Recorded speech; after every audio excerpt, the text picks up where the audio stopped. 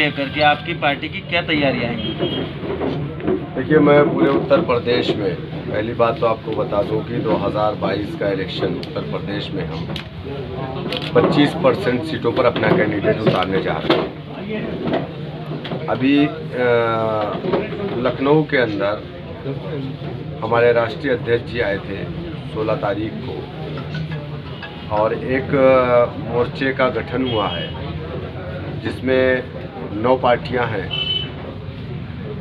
उसमें भागीदारी संकल्प मोर्चा है, हम उसमें मजलिस इत्तेहादुल मुस्लिमीन भी शामिल है।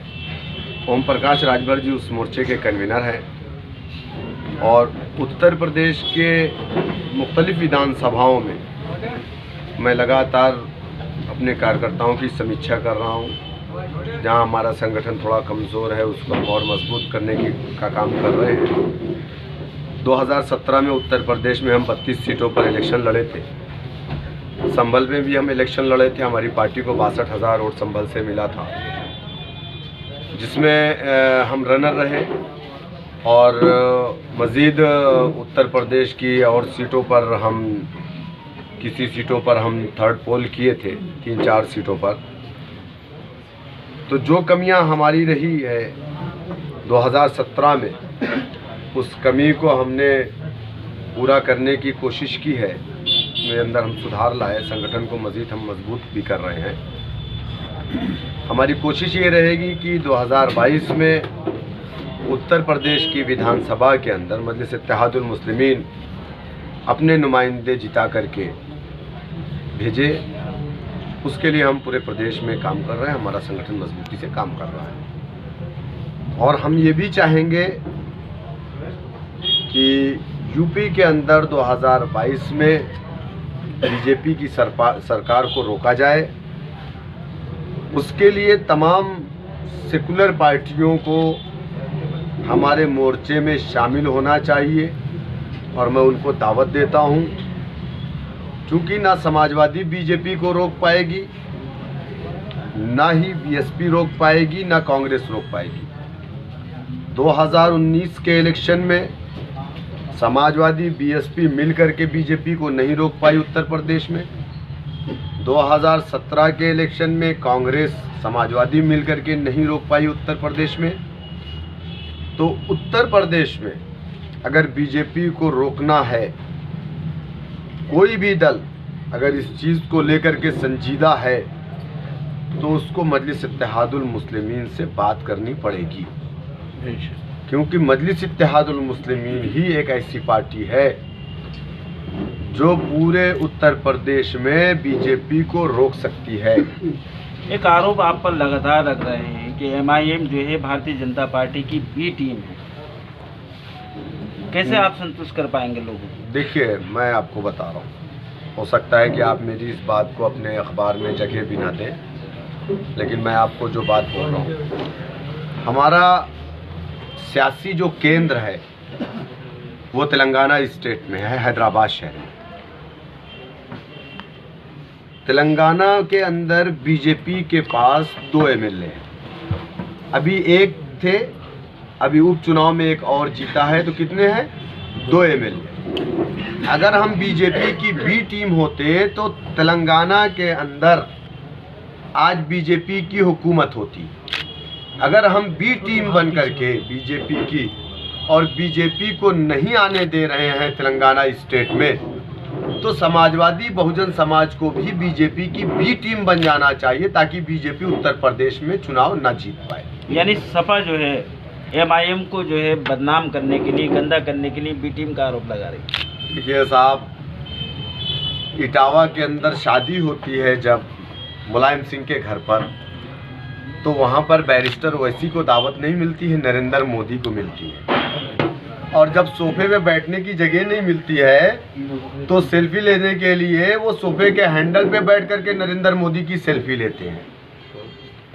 और आप मुझे ज़रा बताइए कि बीजेपी के अंदर मजलिस इत्तेहादुल मुस्लिमीन का कौन लीडर गया? बीजेपी में जाने वाले या मुसलमानों के खिलाफ जहर उगलने वाले जो नेता हैं वो कहीं ना कहीं समाजवादी और बहुजन समाज के, वो समाजवादी और कांग्रेस के प्रोडक्ट थे। चाहे आप वसीम रिजवी की बात कर लीजिए, चाहे वो कौन एक भाटिया है जो इनका स्पोक पर्सन है, आप उसकी बात कर, गौरव भाटिया की बात कर लीजिए, ये सारे लोग समाजवादी के प्रोडक्ट हैं। साक्षी महाराज की बात कर लीजिए, राज्यसभा समाजवादी ने भेजा था। तो मुझे तो लगता है कि वही आरएसएस के लोग समाजवादी में भी है, वही आरएसएस के लोग बीजेपी में हैं, जो यहाँ से वहाँ शिफ्ट होते रहते हैं। ये हम पर इल्ज़ाम है। मुसलमान किसी का बधुआ नहीं है। अब मुसलमान समझ चुका है कि कौन लोग बीजेपी को फ़ायदा पहुंचा रहे हैं। हम उत्तर प्रदेश में लोकसभा की एक सीट पर इलेक्शन नहीं लड़े, तो कांग्रेस वो समाजवादी को 5 सीटें मिली, बहुजन समाज को 10 सीटें मिली। बाकी सीटों पर बीजेपी कामयाब अगर हो गई तो कौन बी टीम था, कौन था बी टीम? तो सवाल है। हाँ, मैं एक बात कहूँगा कि सपा बसपा कांग्रेस मुस्लिम बाहुल्य सीटों पर अपना कैंडिडेट ना दे तो मजलिस इत्तेहादुल मुस्लिमीन बीजेपी को हराने की ताकत रखती है। संभल के ताल्लुक से मैं एक बात बोलना चाहूँगा कि संभल के अंदर पिछले 5 साल 2012 से 17 तक में यहाँ मिनिस्टर रहे समाजवादी के। मौजूदा वक्त में संभल के अंदर समाजवादी के एमएलए है, समाजवादी के एमपी हैं। लेकिन आज से 7 साल पहले जब मैं संभल आया था तब भी संभल के हालात वैसे ही थे जैसे कि आज हैं। जो लोग कुछ दिन पहले ये चिल्लाते थे, शोर मचाते थे कि हमारा ज़िला हेडक्वार्टर संभल होना चाहिए, वो लोग आज क्यों खामोश हैं?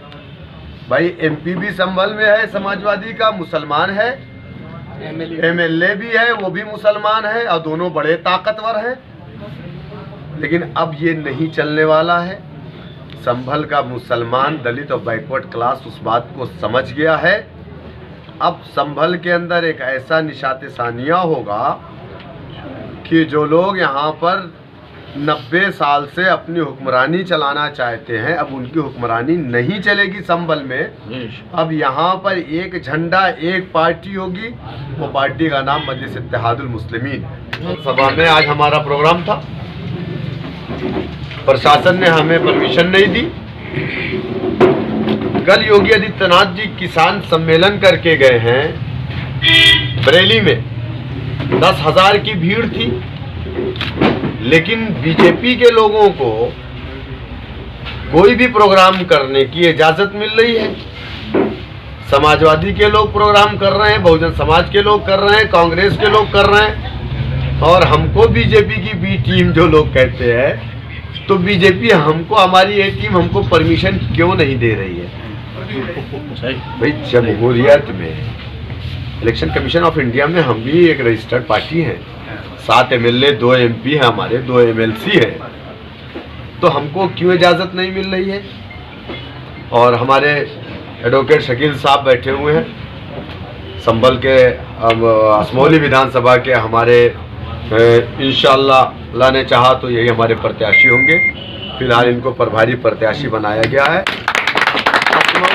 पिछला इलेक्शन तो हम सिर्फ संभल लड़े थे, इस बार हम असमौली भी लड़ने जा रहे हैं।